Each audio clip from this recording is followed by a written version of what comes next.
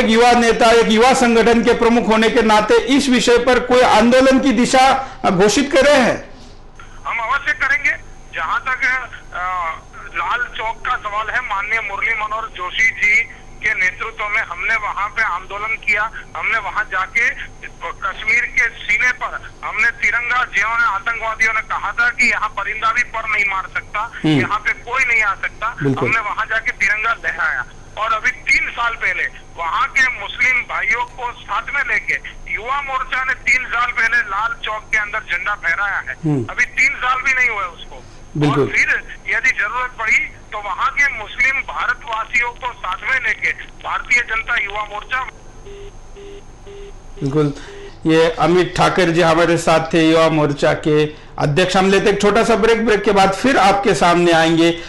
सवाल गंभीर है, जवाब आपको देना पड़ेगा, अपनी राय रखनी पड़ेगी, क्योंकि ऐसे विषय पर अगर राय नहीं रखेंगी तो आपको भी जो गे हिंद कह रहे ये आपके लिए भी लागू पड़ेगा। कश्मीर में श्रीनगर के लाल चौक में जो भारत का तिरंगा नहीं फहराया जा सका, ये राष्ट्रीय शर्म नहीं है क्या? इस विषय पर एक कॉलर हमारे साथ जुड़े हैं, उनसे बात करते हैं। बोलिए।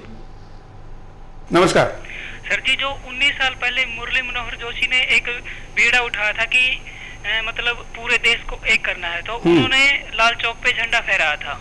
लेकिन आज कांग्रेस इतनी लुचर पुचर क्यों हो गया कि वो आज इतना आतंकवादी से डर के सरवा झंडा भी नहीं फहरा गया? बिल्कुल, यही तो हमारा सवाल है, क्या ये राष्ट्रीय शर्म नहीं है क्या? क्या आप मानते हैं? सर, मैं इसको बहुत बड़ी राष्ट्रीय शर्म मानता हूँ और मतलब मुझे शर्म आती है कि हमारे देश की सरकार इतनी लचर है। सर बिल्कुल, धन्यवाद। देश के सरकार कितनी लचर है, अगर देश का नुमाइंदा, सरकार का नुमाइंदा इस कार्यक्रम को देखता होगा तो निश्चित तौर पर उसने चुल्लू भर पानी में डूब मरने की ये बात है। हम एक तरफ इतने बड़े सामर्थ्यशाली होने का दावा करते और दूसरी तरफ हम छुट भइए जो ऐसे आतंकवादियों से भी लोहा नहीं ले सकते जो कि कुछ संख्या में आकर हमारे देश के तिरंगे को फहराने के लिए विरोध करते। अब देखते हैं शाहनवाज हुसैन, इन्होंने इस विषय पर क्या प्रतिक्रिया दी। शाहनवाज हुसैन की लाल चौक पे हरदम झंडा लहराया जाता था और वो नहीं लहराया गया, इसके लिए भारत सरकार और जम्मू कश्मीर की सरकार को शर्म आनी चाहिए। ये विषय कोई मांग करने का विषय नहीं है, ये बहुत गलत है और इस पर सरकार को जवाब देना चाहिए और देश से माफ़ी मांगनी चाहिए। बिल्कुल, इस विषय पर और हमने बात की थी सुरक्षा विशेषज्ञ ब्रिगेडियर बीएन जोशी जी से, उनसे बात करने के लिए एक और कॉलर से बात करते हैं। बोलिए, बिंदास बोल में आपका स्वागत है, क्या कहेंगे आप? सर, मैं रणवीर सिंह राणा बिहार गया से बोल रहा हूँ। बोलिए।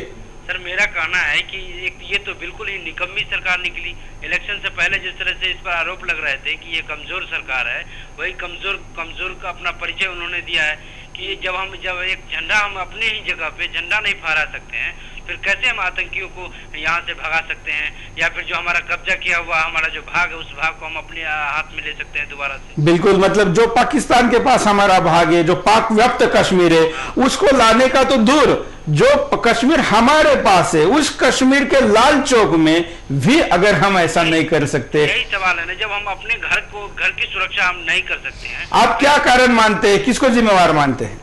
अब जिम्मेदार इसमें यहाँ की राज्य सरकार और केंद्र सरकार, दोनों सरकार वहाँ पे जिम्मेदार है, क्योंकि राज्य सरकार को भी ये सोचना चाहिए कि जब हमारा ये भूभाग है, कश्मीर एक भारत का अभिन्न अंग है, और वहाँ पे जब हर साल जब पिछले 19 साल से जब फहराया जा रहा है, फिर इस बार जबकि ऐसा नहीं है कि इसी बार वहाँ की सुरक्षा व्यवस्था बिगड़ी है, तो हर हमेशा घुसपैठ की कोशिश होती रहती है, लेकिन इसके बावजूद फहराया जाता था या नहीं फहराया जाता था। लेकिन आज उन्होंने आज ही ऐसा क्या अचानक उनको हो गया कि झंडा फहराने में वो नहीं फहराए, इतने डर गए कि वो झंडा भी नहीं फहरा पाए। बिल्कुल, धन्यवाद कॉल करने के लिए। हम स्क्रीन पर आपको दिखा रहे हैं कि भारत के विरुद्ध इंटरनेट पर कैसे साइबर कैंपेन चल रहा है, और हम वो तस्वीरें आपके सामने कश्मीर की दिखा रहे हैं जिसमें भारत के तिरंगे को जलाया हुआ दिखाया जा रहा है। ये पीछे आप एक कश्मीरी नेता देख रहे हैं कि जो तिरंगे को जलते हुए घोषणा दे रहा है, पाकिस्तान जिंदाबाद के नारे लगाए जा रहे हैं और पाकिस्तान के झंडे को वहां पर खुलेआम फैलाया जा रहा है, लेकिन भारत के झंडे को जलाया जा रहा है। यह भारत सरकार या तथाकथित लीडरशिप सिक्योरिटी से रिलेटेड लोगों के लिए यह शर्म की बात है। और इसके बाद यह स्क्रीन पे दिखाया रहा है जय हिंद, हम जिसको जय हिंद कहते हैं, इसका मतलब गंदे शब्दों में शायद टीवी चैनल पर इसका उल्लेख नहीं करना चाहिए, लेकिन बात देश की है तब इसका उल्लेख बताना चाहिए। भारतीयों, आपको पाकिस्तानीवादी कह रहे, हिजड़े एक तरीके से, जिसको गे कहा जाता है, गे हिंद। क्या हम गे हिंद बन गए हैं? देश की लीडरशिप को इसका जवाब देना पड़ेगा, क्योंकि देश की जनता तो निश्चित नहीं बनी है, वो लाल चौक पर जाकर तिरंगा फहलाने के लिए कभी भी तैयार है, लेकिन जिसके हाथ में बंदूक है, जिसके हाथ में सत्ता है, जिसके हाथ में आर्मी है, वो वहां पर तिरंगा क्यों नहीं फहरा सकती? बड़ा सवाल है। हम आपको दिखाते हैं आम लोग इस बारे में क्या कहते हैं, कुछ लोगों की बाइट। इसके लिए बिल्कुल सरकार जिम्मेवार है। सरकार के पास कुछ भी नहीं है। सरेआम सबको पता है कि पाकिस्तान सारे आतंकवादियों को यहाँ भेज रहा है और सबके पास सबूत हैं, और फिर भी वो नकार रहा है उस बात को। हर बार ये इसी बात से नकारा जा रहा है, परंतु इसी बात से डरकर इस बार जम्मू कश्मीर में झंडा नहीं फहराया गया। ये सरासर केंद्र सरकार की और जम्मू कश्मीर सरकार की खास तौर से बिल्कुल ही निकम्मी है। बिल्कुल सरकार जिम्मेवार है, क्योंकि इस चीज़ को जो शुरुआत की गई थी वो आतंकवाद के अगेंस्ट लड़ने के लिए ही की गई थी कि हम उनसे डरते नहीं हैं, इसलिए हम यहाँ झंडा फहराएंगे। लेकिन दुर्भाग्यवश कहना चाहिए कि उनके दबाव में आकर, और जैसा कि आपको मालूम है कि इसी 26 जनवरी को वहाँ के मिलिटेंट्स ग्रुप ने उसका बाइकआउट किया था। कुछ लोगों को कहना है, इसके लिए हम भी जिम्मेवार है। और बिल्कुल सही, एक कॉलर हमारे साथ जुड़े, देखते हो क्या कहते हैं, बोलिए। Hello sir. हाँ सर, मैं दिल्ली से कुणाल शर्मा बोल रहा हूँ। बोलिए कुणाल जी। सर, अब गणतंत्र दिवस पर सर जो कश्मीर में लाल चौक पर झंडा नहीं फहराया गया, तो सर सरकार जो हमारी कांग्रेस सरकार जो है सर, वो क्या सोचती है? कश्मीर को अपना भारत का हिस्सा नहीं मानती? सर क्यों ऐसा किया? बिल्कुल बिल्कुल, बल्कि दुनिया को ये दिखाने के लिए जो इस देश के विरोधी लोग हैं उनके लिए तो दावा पुख्ता होता है। बिल्कुल सर। तो ऐसे में आप क्या मानते हैं, क्यों नहीं हुआ ये? सर मेरा मानना तो है कि सरकार को हटा के फेंक देना चाहिए। सर क्या कर रही है सरकार, ये कैसा क्यों कर रही है? सर जो कश्मीर जैसे सर जहाँ कहते हैं जन्नत है भारत की, सर उसको बिल्कुल ऐसा कर दिया है कि दुर्व्यवहार कर रहे हैं उसके साथ।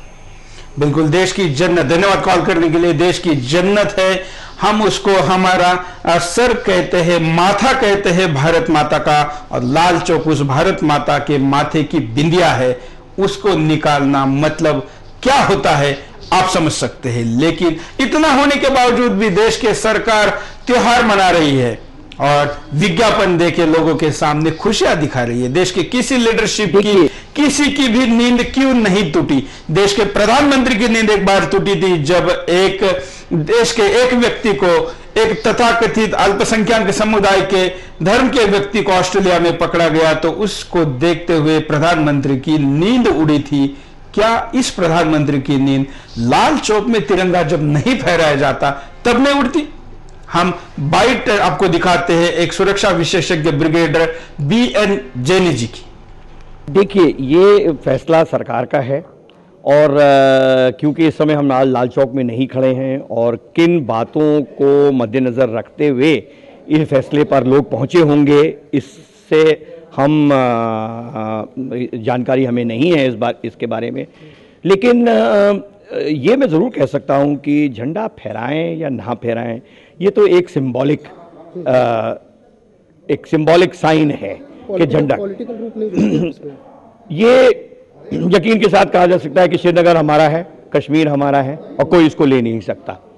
झंडा फहराने से हमारा हो नहीं जाता, और नहीं झंडा फहराने से किसी और का नहीं हो जाता। देश का पर्व है, लेकिन क्या रीजंस होंगी, क्या सिक्योरिटी इंपेरेटिव्स होंगे, क्या वहाँ के लोकल ओपिनियंस होंगे, इससे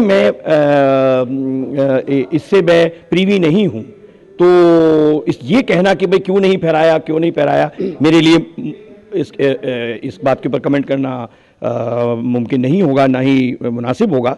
लेकिन अगर एक chief minister of A state ने ये डिसीजन लिया है और वहाँ की सिक्योरिटी फोर्सेस उस बात से सहमत हैं, तो ज़रूर कोई ऐसे बात होगी जिसकी वजह से ये सही डिसीजन लिया गया होगा। अब जैसे आप खुद ही कह रहे हैं कि भाई कुछ लोग इससे सहमत हैं और कुछ लोग सहमत नहीं हैं, तो क्यों कुछ लोग सहमत हैं? एक पॉलिटिकल डिसीजन लिया गया है,